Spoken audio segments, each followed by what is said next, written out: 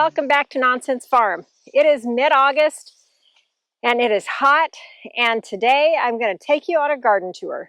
I've been out here since 6:30 this morning. The day started with bringing the compost turner bees from my backyard out here to get them set up in the bee yard, and then I've just been getting garden cleanup tasks done ever since. So I thought I would show you the garden in August. In August, everything is overgrown. Here in Texas, it's gotten so hot that a lot of things have stopped producing. We're not getting any more tomatoes. The first round of squash has burned out. It can be a discouraging time. If you are having a discouraging time in your garden, please let me encourage you. In Texas, we have a lot of gardening season left to go, and hang in there. Fall is coming. First, we will go through the in-ground garden, the raised bed garden. I'll show you what's going on. So here in this first bed, sweet potatoes. Sweet potatoes are just beautiful. You can see they're coming up this trellis.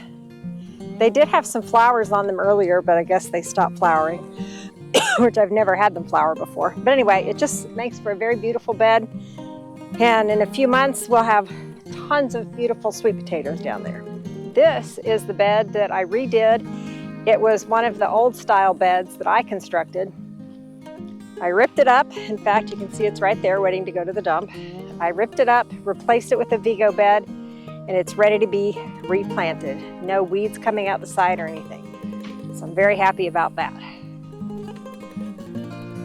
This is a classic example of overgrown tomatoes that need to be pulled out. Pulling out tomato plants is hard work, y'all. Really, all 4 of these beds here are completely overgrown with tomatoes. That I'm just gonna have to gird up my loins and just come out here and do one bed at a time. That is a lot of work. This bed is yarrow, and it has gotten too hot for the yarrow. I'm just gonna have to clean that bed up. Lots of cleanup to do. And here we are growing garbanzo beans. I have never grown garbanzo beans before, and I have no idea if it'll be successful, but we're giving it a shot. In this bed we have peppers, which will continue producing for quite some time. All of those zinnias are volunteers. I did not plant any zinnias on purpose this summer. There are some melons growing up that trellis. Isn't that lovely? And then over here are some more peppers. In this bed we have Swiss chard, which is a beautiful plant, but I don't really use it that much, but it grows easy and it's pretty. There is mullein. It's a medicinal plant. Here's some cantaloupe, pretty much at the end of their lifespan. This bed is a good example of something that I have planted too close together. So right there is echinacea, and here is comfrey, and I really should have given each of them their own beds. Here's another bed full of sweet potatoes. And over here, we had some cantaloupe volunteer. And so we're growing another round of cantaloupe. You can see one down there. So we put this trellis here today to train some cantaloupe up onto it so the mice won't get the melons. I just cleaned squash out of this bed today. Oh, look, there's a bumblebee. I'll put compost on this bed and get it ready to go. I pulled tomatoes out of this bed today. There we have sage and plantain. I'll replant this bed. Here we have some volunteer cantaloupe, basil, tomato plants. Tomato plants need to come out. This bed's ready to be replanted.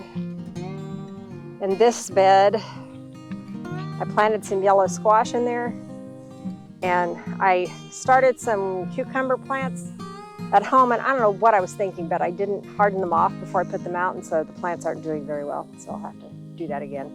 In this row, it is all ready with dirt. Everything needs to be planted. The thing I still need to do is put irrigation, which I made progress on that today. I have done a ton of work over here in the in-ground garden. These 2 rows right here, I got a load of soil a couple of weeks ago, and that's what filled up those new 5 raised beds over there that I'm adding the irrigation to. Well, I shoveled and wheelbarrowed soil on top of each one of these rows. Then I put irrigation tubing down, and then I covered it back up with landscape cloth. So my plan and my goal is to root and successfully establish 30 new blackberry plants over the winter, so that in the early spring, I will cut an X into the landscape cloth about every 5 feet and plant a blackberry bush. So these 2 rows should be fully planted with blackberry bushes next spring. Here is the established part of the blackberry patch. That's where I got so many blackberries from this year. And then at the other end, here, let me show you. And then this end is all of the blackberry bushes that I successfully rooted last winter. I planted them here and they have grown beautifully. And today I put in the wire to stake, trellis them up so that they're not just resting on the ground. So I did all that today and I'm very proud of that. And last year was my first time successfully rooting blackberries, and so now that I know how to do it, I feel confident that I'll be able to get 30 additional blackberry plants this winter. Also very excited in the garden today. We got to harvest some elderberries. This is a bunch that is not quite ready to be harvested yet. Here, let me show you closer. So here there are some ripe ones, but you can see a lot of them are still green. There was one bunch on another plant that were almost all purple, so I was able to harvest them today. It'll be a whole new adventure learning how to deal with elderberries. From what I'm reading, you're not just supposed to eat them straight off the bush or anything. Just regular raw elderberries apparently make you nauseous, and the stems are poisonous. So what I read said to take the bunches that I cut off the tree, freeze them, and then when I pull them out of the freezer, like comb the berries off. And so I'll be learning about how to process elderberries. I'm sure I'll make some elderberry syrup with some of our raw honey.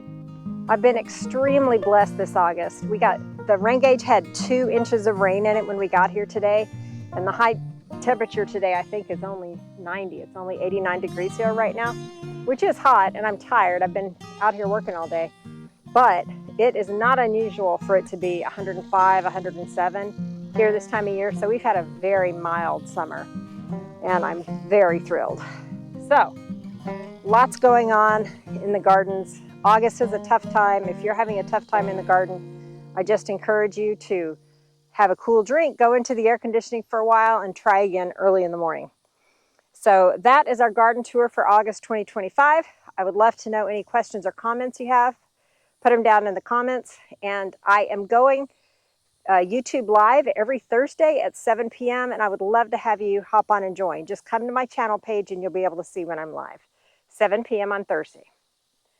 All right, have a great day. Bye.